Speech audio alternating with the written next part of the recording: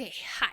So I have tried to put together a list so that I don't forget anything to tell you guys about what I like about Scrivener. I'm going to start off with the simplest thing and then dive right into a hodgepodge of things. So, first of all, this interface right here, which is what you get when you open Scrivener to start a new project, is way less cluttery and far easier to navigate than Word's new document template choosing interface.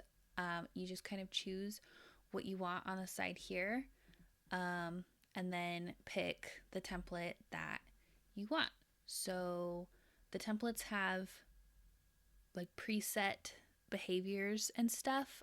So like the script writing kind of stuff has particular behaviors set up and turned on for like what happens when you hit the enter key or what happens when you hit the tab key, to do different things within particularly script writing type projects.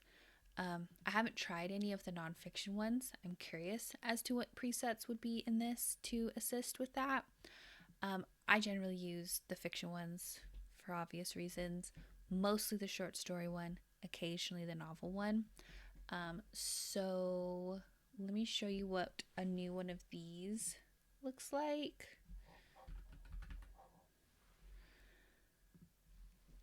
This is how it opens. Um, it gives you this thing up here on the left. It's just an informational portion that tells you a little bit about the template and how to use it and what it can do. And then you see the organization here is a binder style organization with like folders and documents within it. And these are part of what comes preset. If you open up that blank document, it literally just has a folder and a document, and that's it. So all of this is part of the presets. I don't use all of them. I mostly trash the things that I don't use. Like, I don't care about this sample story manuscript. It's just an example of what a compiled short story would look like in the presets of this. I don't need to see that, so I don't care about it. I also don't use the template sheets, so I usually trash those as well. And then I move this down and get rid of the notes. So this is generally close to what I would work with. And the way that Scrivener works is you have a folder and then you have documents within that folder. And for a short story, all you need are the documents that would be scene, scene, scene. You would add them all up and it would create the story as a cohesive whole, which you could then move these around if you want to rearrange things, which allows you a lot of like creative freedom in how you are writing your story. Um, the other thing that I super duper love is how customizable this entire program is. It is almost entirely 100% customizable, from the colors of the lines separating parts of the screen. It's customizable. The functional customability,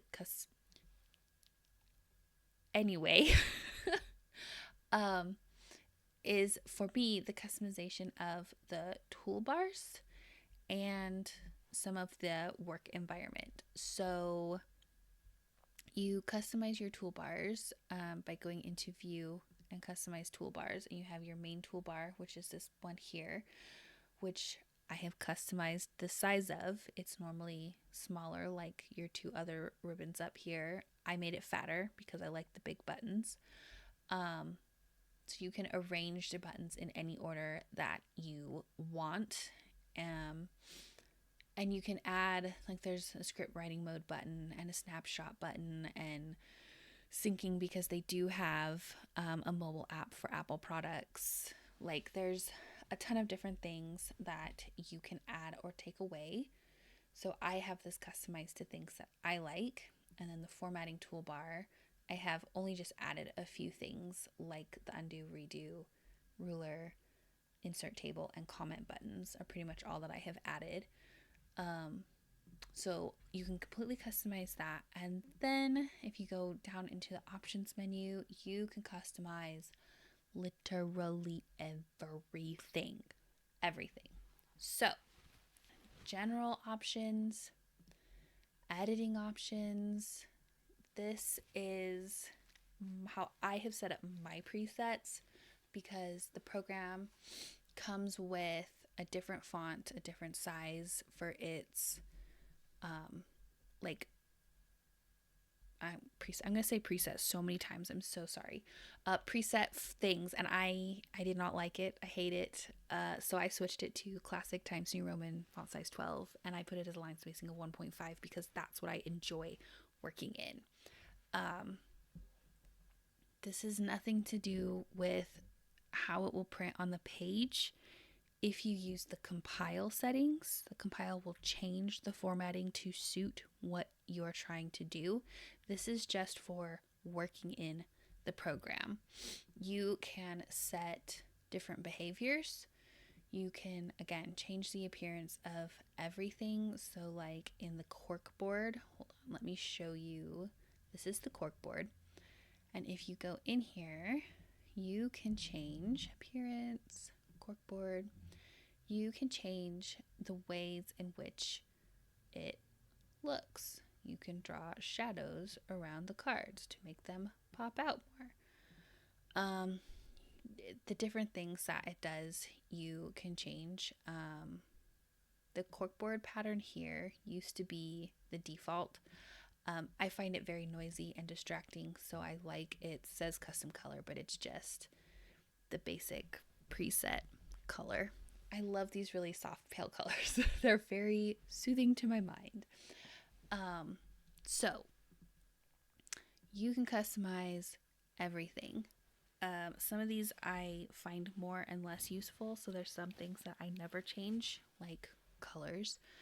In the editor, I'm not going to change any of these things, but you can if there are colors that are more useful for you or accessible for you. You can change all of that. You can change the shape of the cards. Like you can change, if you go into colors, like you can change the color of these lines and the little border line, like everything. You can change everything if you want to, if you need to. I generally don't mess with most of these. I do a little bit under editing, not really anything under behaviors. I just like double check that some of these things are what I want them to do. This, however, this one I'm in all of the time. I get this set up the way that I want it to be. This is very basic. If you don't like the little red wavy line underneath misspelled words, you can change that. But it's here with this edit substitutions that is my go-to tool. You type these and you get these. Super helpful for symbols. However, you can add in, the check mark turns them on and off. You can add in anything you want. And as someone who is dyslexic and often mistypes words, there are some words like because that I mistype 99.9% of the time that I write them, and this will just automatically fix it instead of underlining it and letting me know that it's misspelled and then I have to do spell check and then fix it. For some words, like writing Yaoyorozu gets really confusing for my hands. Like I get lost in the letters writing it out, so I shortened it. I can just type Yao and it will populate Yaoyorozu in my document for me. I have another, like, of a project I'm going to show you where I had done this with a bunch of fantasy invented names that were weirdly spelled and had a lot of like special characters and diacritics, so that I could not worry about inserting special characters and I could just write like Bob and it would put in the O with the little diaeresis above it, so that I didn't have to go do that manually every time I was writing the name or copy and paste while I was typing. I could just type Bob and it would do it for me. So I love this. I'm constantly adding things in here to make typing easier for myself because I'm bad at it and dyslexic. Keyboard shortcuts, you can find them or change them if you want. Sharing, importing, exporting, all of this stuff. Backup, I have it set to backup on Project Close. There is a saving one. Yeah, saving. I have it save 1 second after I do something in my document. So it's constantly doing an autosave like all of the time. I love it. So the customization is, in my opinion, phenomenal. That's something that I super duper love about it. So my list now says favorite tools on the toolbar. So I customize this, right? These are not the buttons that come. I have taken some off and I have added some. And my favorites are print current document. It will only print what you have selected. It will not print the whole thing. If you want to print the whole thing, you compile to print. This just prints what you're in. And I find that super duper useful. I love it. This is the project goals, and so you can set word or character counts, or pages. They added pages and I forget, for a document. So say if you were writing for a zine that had a 3,500 word limit, that could be your project goal. And your session target is you've opened up Scrivener today and written for 3 hours, and your goal is 500 words. I know we can all pull out 500 words in 3 hours. But so then you would open that, do your writing, and it would count those words. And then when you close your document, that gets reset. And so the next time you open your project, it's a new session and you'd start from 0 out of 500. But the manuscript one would continually build and build and build until your manuscript met your goal and above. There's also one other part that isn't in here, which is down in this bottom right hand corner. It's document targets. And so it's goals that you can set for yourself just for each individual document: words, characters, pages, etc. A minimum target, an overrun allowance. Overrun allowance is like, say you're aiming for 1,000 words, but you can go over by 10, 20, 200, whatever. And then this will allow you to see that progress down here in the bottom. It'll be a little bar that's blue, and as you reach your goal, it'll turn green. And if you go over, it'll start to turn red by the amount that you have gone over. Ask me how I know. So that's really fun if you like to track those kinds of things. This one is composition mode, which is like a focus mode. It eliminates all of the interface and stuff, so it's just a plain screen. Ooh, my hands are crooked. It does still have this pop-up here. You can change things, make it suit your needs. You can zoom in. You can open up the inspector. It'll bring it up in a little window, and you still have access to all things. I'll tell you more about the inspector later. Go away. You can change what document that you're in. It just opens up basically like the little binder. So now we're in a different one. Styles I don't use, typewriter scrolling, and keywords. Still gives you your word count. You can change how transparent this is. You can also, in your options, set this to be a picture or a texture or whatever you want to write with. And then typewriter scrolling will be easier to demonstrate in a document that has text in it, but basically you turn it on and it keeps your document relatively centered as you're typing, so that you're never, like with your text down here, typing at the very bottom of the page. I personally love that, and I always have it on. This is like your goals and progress. If I had not set these, this would just give us a word count. But because I have set project and session goals, it now reflects that. This tiny little blue dot here down at the bottom shows us our progress for our project goal. If we had document goals set, I believe it would also show that. At the top part is another blue bar, and so the more you type,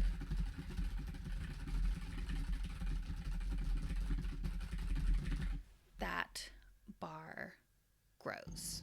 So, and it's also because we don't have a title here, inputting in there. So it'll show our title, and you scroll over and it shows you your manuscript goal and your session goal and your progress toward it. Oh, see, there's a tiny little itty bit there and there. Oh, project goal, session goal, Anyway, it's cool. It's at a glance. It's pretty fun. This is different viewing modes. There's one, if we were to click here, we're in a folder. This now turns to 2 sheets of paper. If we click it, it's going to stitch our documents together. So we have 3 documents.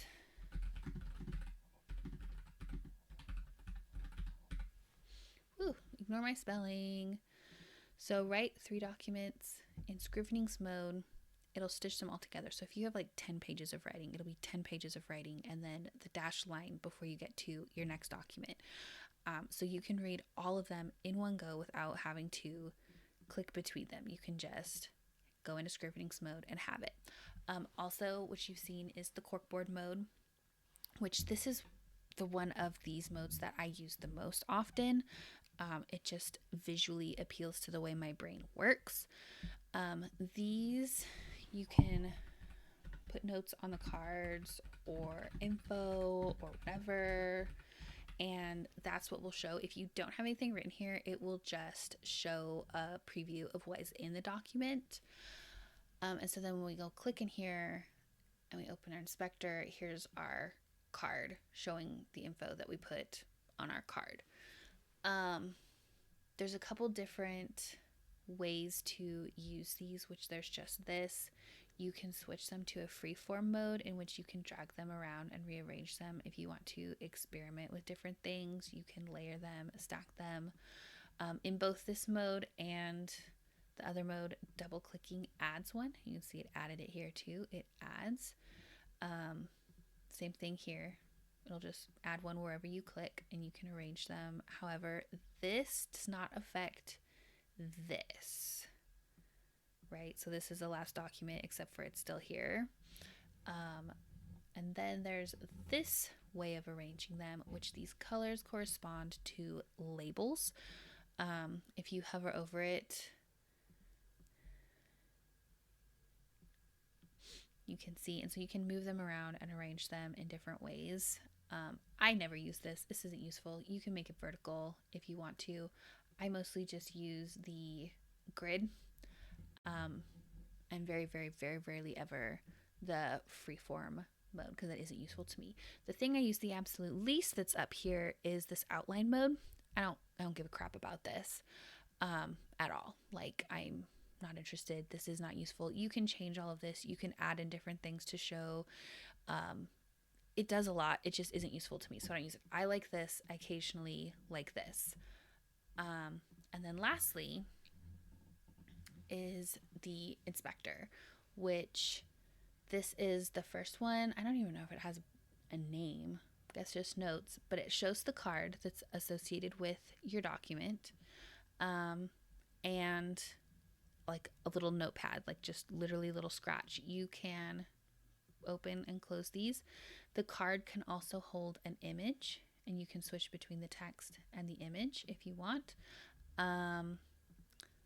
Document bookmarks exist. This would all be better in a document where there was stuff to look at. Hold on. Okay, so this is a real document that I'm writing right now. So this is set up in a way that is functional to me. I have 2 scenes here. Here's the inspector. So I don't have anything on the card.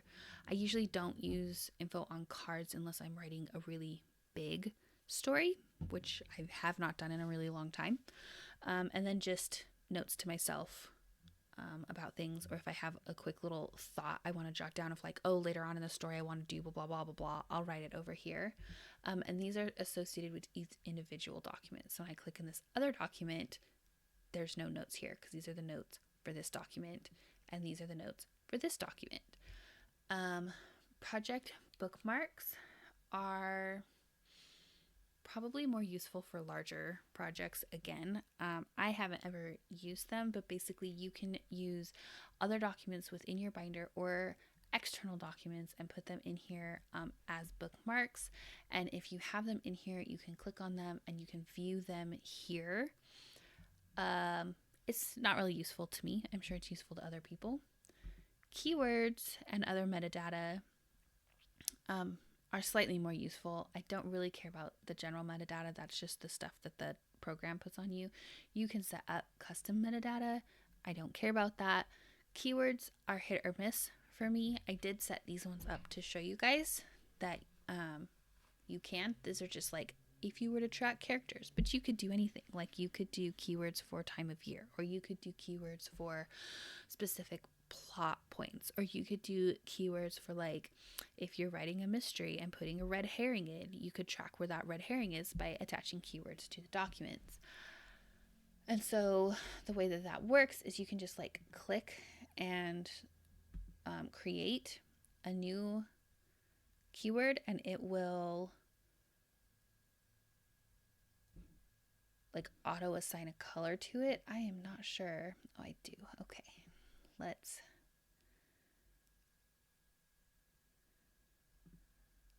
get rid of that. Okay. So he's not in this scene, so I don't want to actually add him.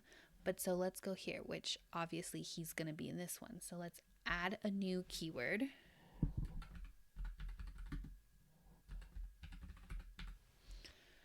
And it assigns us this hideous color. So we can click here, or we can click show project keywords. We just double click the color and it'll open up all of the project keywords associated with our project. And then double click the color again and we can change it. I want it to be black because I'm clearly doing some character related colors here. And then I also want to add Airy to this one, and she already exists as a keyword, so I just apply her to the selected document, make sure that the document is selected, and now she's in there as well. So let's see, we're going to add another document for the third scene in this story, and then we'll add some more keywords that already exist. We want this one, thank you, and this one. So, okay, cool. What can we do with this now? Because what are they for? You can search by keywords. So if you're looking for every single scene that has a keyword associated with it, you can search by keyword. Also, in your corkboard mode, you can at a glance see, this is not normally turned on automatically, so I'm not entirely sure. It's normally like this, and then you go into view, corkboard options, and keyword colors, and then you can see at a glance what keywords are associated with what scene. So in this case, what characters are associated with what scene. If that is organizationally helpful to you, cool. I sometimes use it and I sometimes don't. Again, a lot of this is more helpful in larger projects, which I am not doing right now. Okay, back over to our inspector. Snapshots are like a version history. I had to think of what it was called in Google Docs, where you can take a snapshot. You can hit the little plus button. There's somewhere up here you can do it. You can add a button to your menu, and it just takes what you have and sets it aside and saves it. And then you can just keep going and keep working and making changes. And then you can compare the two and see which one you like better. If there are not changes, like you don't want to keep any of the changes that you've made, or if you've written a whole bunch that's hot garbage and you're like, oh my God, I totally messed up and I need to go back and do this. Or if you deleted a ton of stuff and now you're like, oh my God, I never should have deleted those 10 paragraphs. How am I ever going to get them back? Good news, you took a snapshot and you can roll back to a previous version, and you can have a crap ton of snapshots over and over and over and over. And again, these are individual to the document you're in. So part 1, Hizashi. These would only be snapshots of this document. If I were in this one, it's a different document, different snapshots. So pretty handy, little version history, can't go wrong. And then comments and footnotes, which are just like comments in any other program. You type your note and it's now attached to your document. Footnotes I almost never ever use, but they basically just function as the same way. You highlight the text you want to attach the footnote to, you hit footnote, it's in a different color. When you compile this, it extracts the footnote and attaches it to the bottom of the page with a number, just like any other footnote kind of thing. So the inspector is super handy. Sometimes this for me is what I use the most often. The notes, the comments are the second most often. Keywords are rarely. The other two I almost never use unless I'm about to make a huge change to something that I am not sure that I really want to be doing, and then I'll use the snapshots. Let's take a look at a different project to see some of these things. Nope, this one. This is the story that I wrote for the Kirishima scene that's in production right now. So as you can see, I just have like some random notes over here that I stuck in there. I used this differently this time. I have 2 stories. Normally this would be like a chapter and a story, or scenes and then chapter and scenes, and that's just not how I used it. I used it as a story with the story and different versions of the story, and then a different story and the body of that story. Here's an example of a picture on my card. We can switch back to lines or the picture. I included the link to the artwork in my notes so that I would always be able to find it again and give proper credit. And then obviously just notes to myself. I have a bunch of notes in here for just whatever I needed that was not technically writing in the story. Let me see. And then this one is an example of the novel format. So novel format, the information here is a little bit more in depth because it's a little more complex because it's a large document. And I am using this to type up one of the books that I'm converting to a digital format. Since no digital version of it exists, I want to have that kind of backup copy since these are out of print books. I think I shared with you guys the one that I did before, Fortune's Journey. This is one called Spirit Horse. 2 of them, my favorite novels from when I was a kid, and they just literally don't exist anywhere. They're out of print. You can buy them very rarely secondhand in not great condition, and I want a digital backup for these. So this is like more how a standard format novel would look within the Scrivener binder organization, chapter and scene, in whatever way is helpful to you. This could be different. So because I'm transcribing a book, I just have the entire chapter in a single scene. If you were writing a book and you felt it helpful to have scenes in separate documents, you could then add scenes and have a different scene in each document that, when this was compiled into a full manuscript, they would be all linked together as if they were written together. So that is a different way to do it. What this looks like in corkboard mode is a little more involved, as you can see. I don't have any notes or anything because, again, this isn't my own writing. I have no thoughts about it. I am just transcribing. You can see I'm not quite done. These folders are empty, and these folders all have a single document. There is this front matter folder down here that, depending on what you're doing, is helpful or not, because I do intend to use the compile function of Scrivener to compile this into an ebook. This information is helpful. I have added this cover. I have filled in these pages the way that they are in the book. And then when I compile this in my compile settings, if I do a manuscript, cool. Compile for, I don't want to print it, I want an EPUB.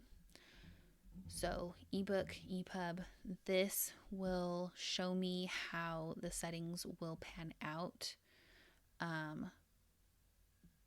when it's compiled. It's not a great preview of it. You can change how this behaves. And then this will show you everything that will be compiled into the document and how it will be compiled. So chapter heading scene, and so that's where this will show you chapter heading. That's what this folder will look like. And scene. So I can go in and change this and have it also have a heading, which would be the chapter name. Or I can change these documents and put them here, and then the folders, and then set this to still have the folder listing the chapter and also reflecting the heading, which would then be the title. This front matter down here at the bottom, right? You uncheck that. It eliminates the front matter documents, and you assign which folder it's pulling them from, which is why there's these multiple folders and it's pulling from ebook. And then I added a back matter folder. And so I can tell it include back matter, and then I tell it where to pull it from. And so now it is including this author's note, which if I uncheck back matter, goes away. There we go. It has a bunch of other options for compiling. You can attach metadata. You can control behaviors of what it does and does not include in its compiling. You can replace within the project any words or whatever if you want to do that all at once. It will include the cover for you as an EPUB, and you can tell it where to pull that cover from, and then how and what to generate as a table of contents. So when I hit compile, this would then put all of this together in the way that I have instructed it to create an ebook. It's very cool.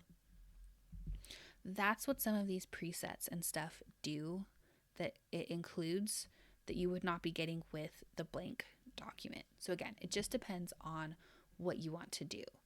The rest of these down here are empty because again, this is not my own work. And so I have no research to put into it. I have nothing. I am just transcribing an existing document. So that's one way to use it. And then I think the last example I have is the oldest and the messiest. This is from 2015 originally, and I worked on it for like 5 years. So it's got a lot. Doesn't look like a lot here compared to the other one, but then each of these has a ton of other cards within it, a ton of other documents. If I were to open all of these, you would see how in each section I have a ton of different scenes. They're all doing things. Some of these are within themselves further broken down. So this was actually the manuscript that I won National Novel Writing Month with in 2015, which is the year that I got Scrivener, and I only won National Novel Writing Month because I wanted the 50% off coupon for Scrivener. So I used the 30-day free trial, wrote this manuscript, and then got Scrivener for 50% off, and then proceeded to continue to work on it for an additional 5 years. So it's a hot mess of a document, but it does have a lot of stuff in it. It's from an older version of Scrivener, so there are a few things that are weird, like the way that this is set up. This project notes used to be a thing of where if you clicked here, instead of project bookmarks, it was project notes, which is what this is reflecting, which is also visible here.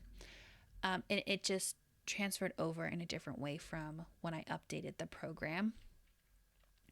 So in my world info, this would be like the research folder. And so then I have all of these things that I have collected where I created pronunciation guides for myself for different things. I included pictures of maps that I had drawn. I included pictures of timelines that I had drawn. So this is a lot more involved, a lot messier, and it is in no way capable of being compiled into a coherent whole because I have it so stacked on top of each other, and instead of using some of the tools that are built in, I did my own thing, which is fine. It's totally fine. Scrivener can be used in any way that is useful for you.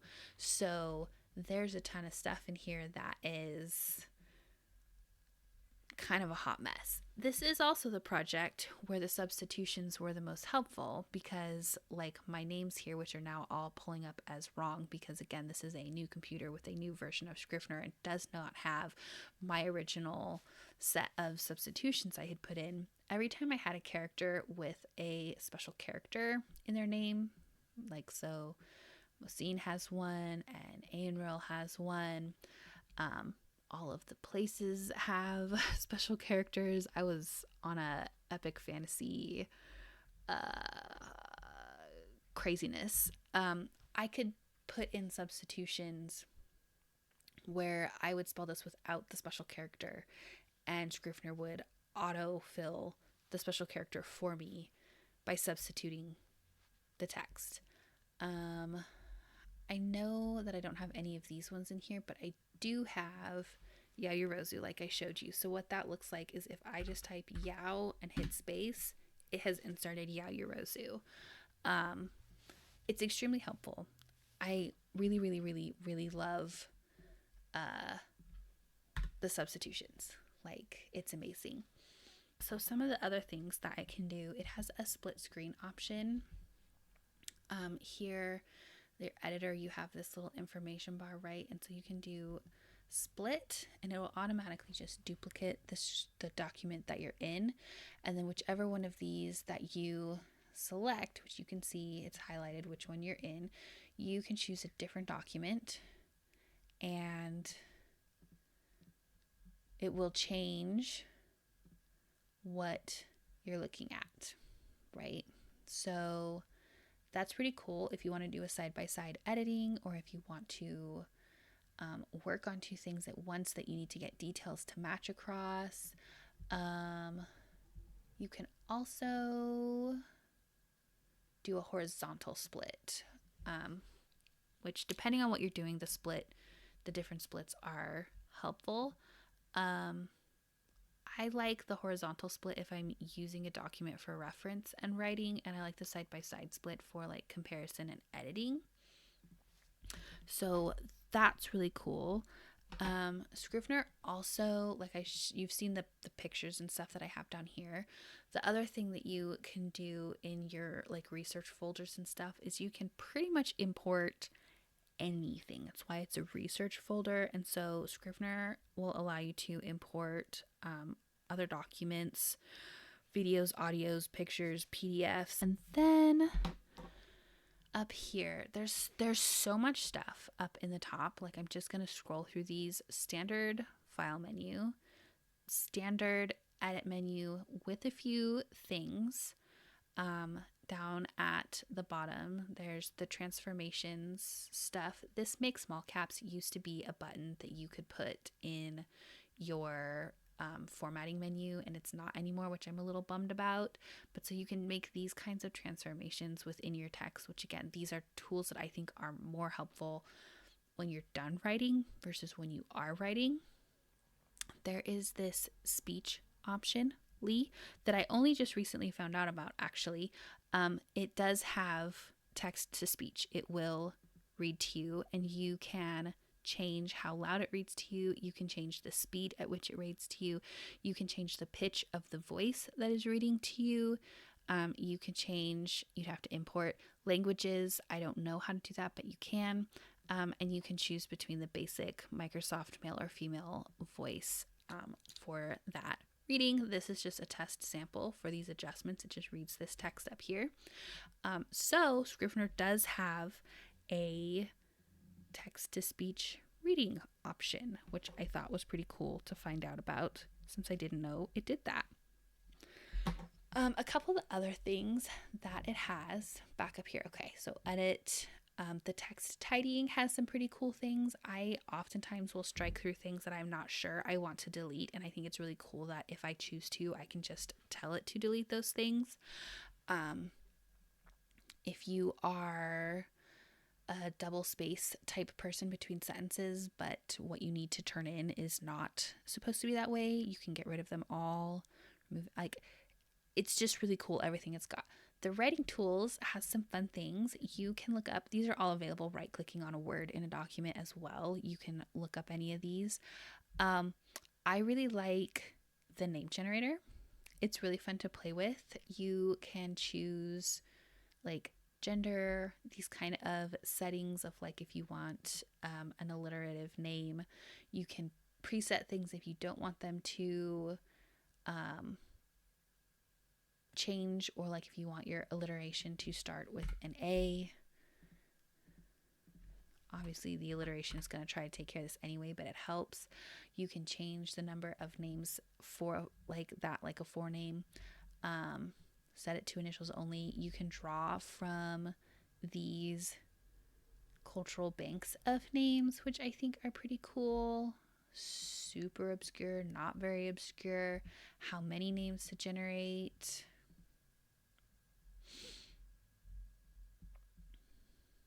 I wish there was a select all button for these, but we'll just do these 4 here.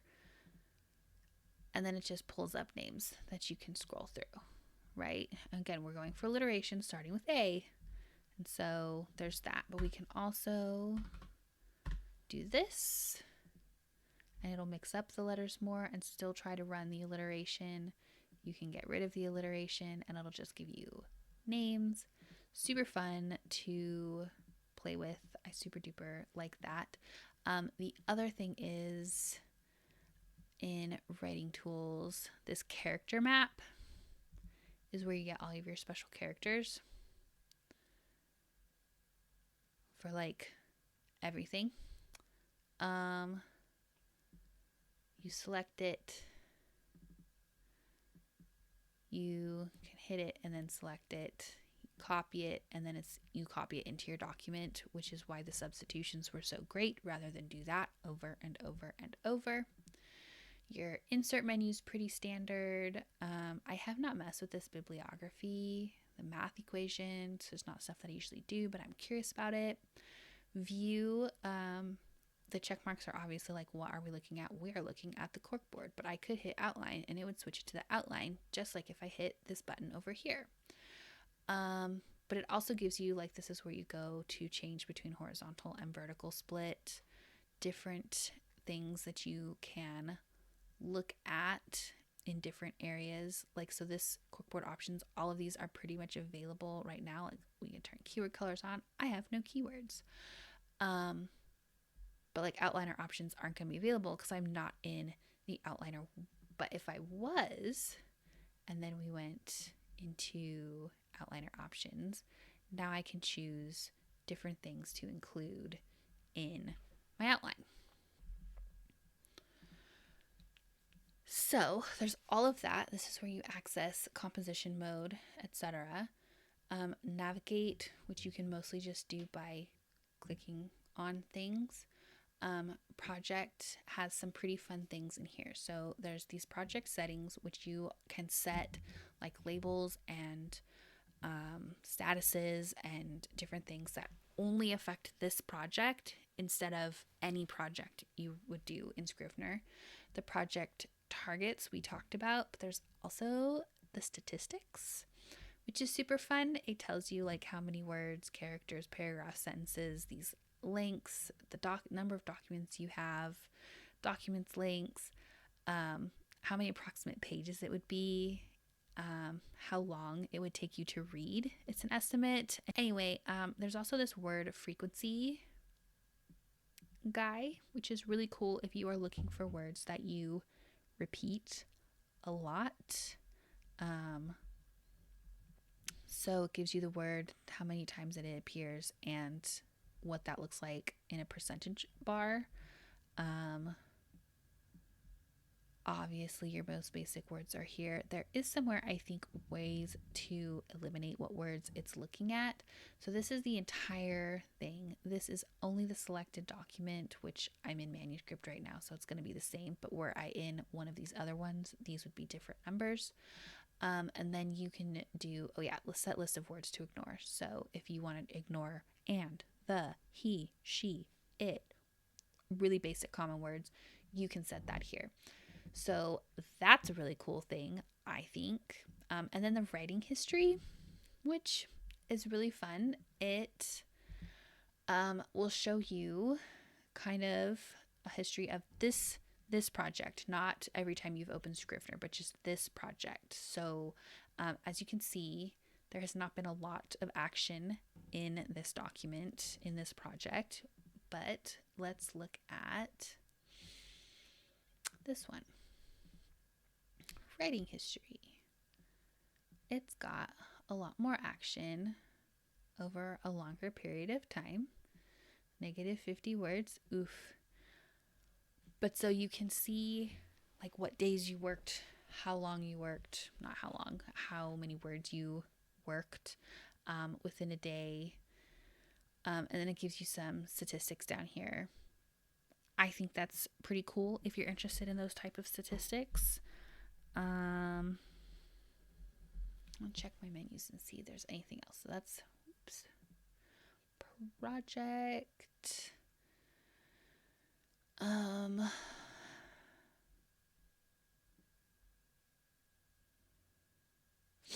Oh yeah, so here we've got like layouts and themes. These are preset ways. Like I could set this layout and save it as a layout, and then load it in other ways. I don't do that. I just have it set across projects, and that's just what I use because that's what I like. The themes are some preset color things that I'm going to be super honest. I don't think any of them are good. Let's just see what happens. We got to restart Scrivener for it to work. So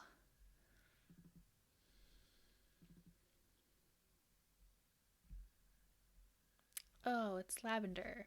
That one's not too bad, but not how I want to work in my life. But they are an option. You can do that. This one's horrifying if I remember correctly. Yeah, that's pretty freaking awful, in my opinion. Oh my god, it makes my brain hurt.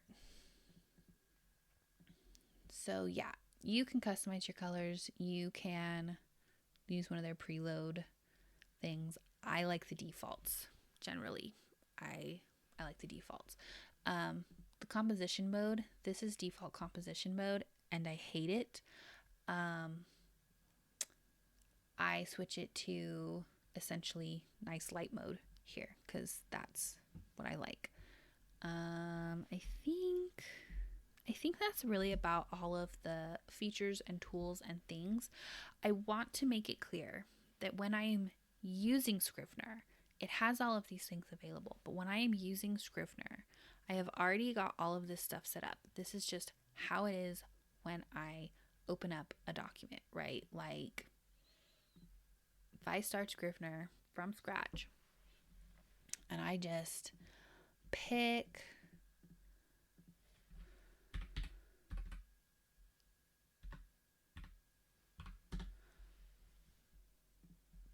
it up, right? This stuff is already set. I make some changes to the things over here, maybe import some of my notes and research and stuff if I've already got some going, and then I label these if I need to, and I just start typing.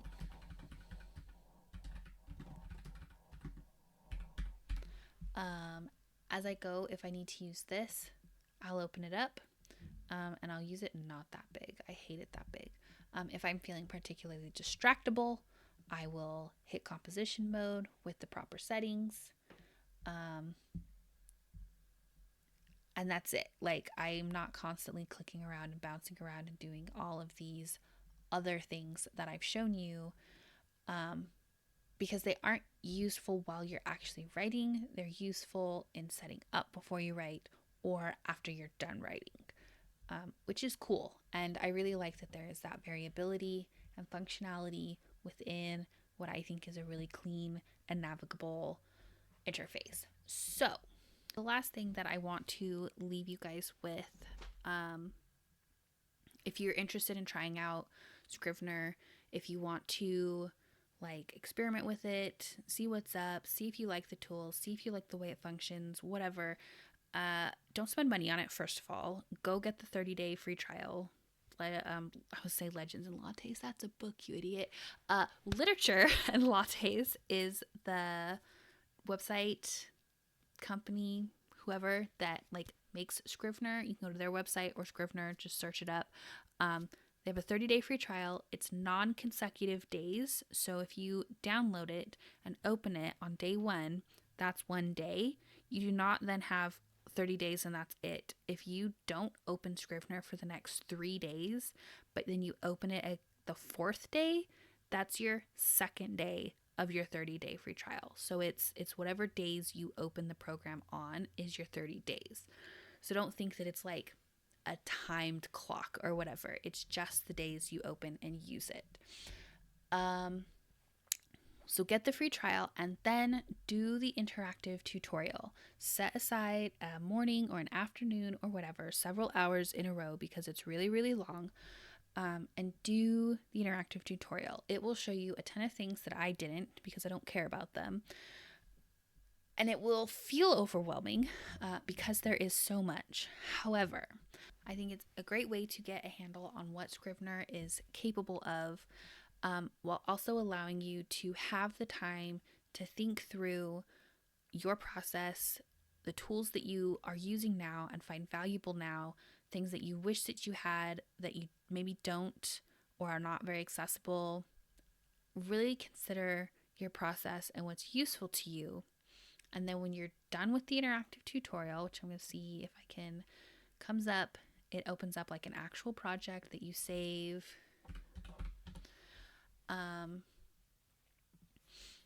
Start here, the whole binder, and it walks you through every single part of Scrivener. It's got examples of all the different kinds of things you can import.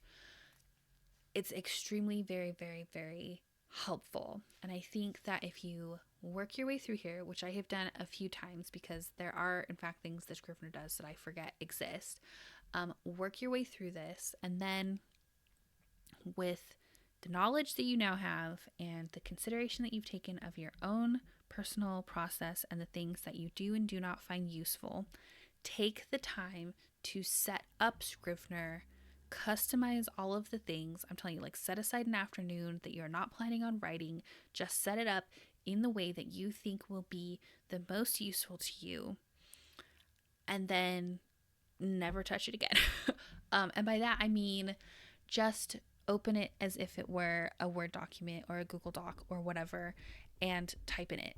Like, don't worry about this tool and that feature and that function. Just write in it and then move on to tools and features when they become necessary.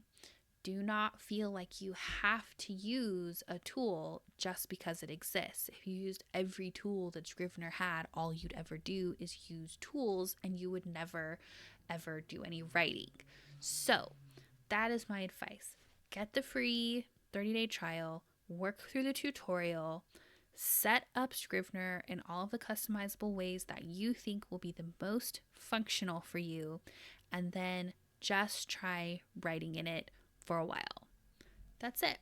That's what I think that anybody who's interested in trying the software should do. I personally love it. It has a lot of things that I think are handy and useful and are far easier to find and access than other programs, especially programs like Word and Google Docs, which I know Google Doc isn't a program, but you guys know what I mean. All of the things that I've tried, all of the free online things, like, none of it ever feels like it flows or is as functional as Scrivener ends up being for me. So that's why I'm a Scrivener girly. That's what I recommend for y'all. I hope that this 1,000,000-hour-long video is not too incredibly long. Play it fast if you need to. And then have a fantastic afternoon experimenting with typing and writing software. Woohoo! Bye.